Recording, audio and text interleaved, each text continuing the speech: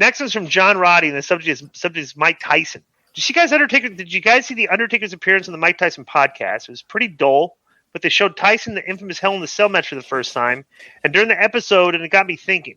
Disco and Konnan and Joe too, I guess. You guys have been very critical of wrestlers doing the crazy bumps and stunts, but what did you think of that Cell match? Did you like it back then and hate it now? Still like it or still think the Foley went too far? Billy is a on the rag. Okay, John, right?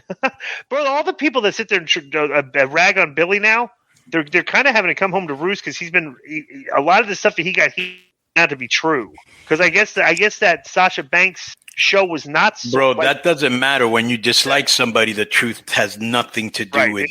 Yeah. Right. Okay, but I'll say this. It's an unbelievable spectacle. But watching the fact that he got thrown off the top of the cage that had never been done before. Like, and Undertaker was saying, like, I hope I didn't kill him.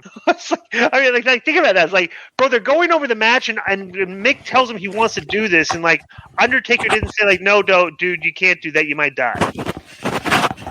Kind of weird.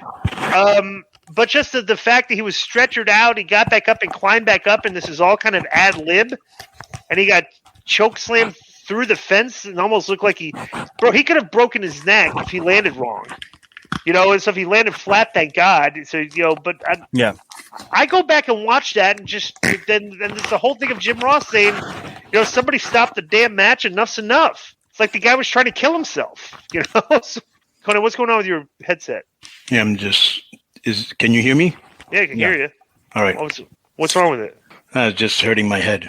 Yeah. Oh, it was? Okay. Yeah, I think when it happened, I was 16 maybe, so I thought it was great at the time, but now that I'm older and I watch it, it's just like, I mean, was it worth it? Would he still have become champion and been as over as he was if he didn't do that? I don't know, but I mean, think about the long-term effects on him from that. What's your take on the Hell in the Cell when you see it today? Well, we were in a different time and everybody's trying to stick out and make a name for themselves. Because I remember I used to ask Sabu, why are you doing all this crazy? He goes, I got to do something to stick out. And that's what he did. He did pay a heavy price for it. But he became a legend also. It's something that nobody will ever forget and one of the most craziest moments and memorable moments in the history of this industry. And it just shows how much he loved it that he was willing to take that risk. So I think if I don't stand corrected here, wasn't that also during a really hot period of time? Yep. Where it was the hottest. The competition was like really, really stiff, and it's like, look at what the guys were willing to do in the ratings war. Like trying to get people to watch their show instead of the other show. That you had a guy that's willing to kill himself. So yeah, that was right during the summer of '98 when it was still going back and forth. Yeah, and Rodman was on Nitro in the middle of the playoffs, and Goldberg was beating Hogan. Like all that stuff was like right around this time. Mm-hmm.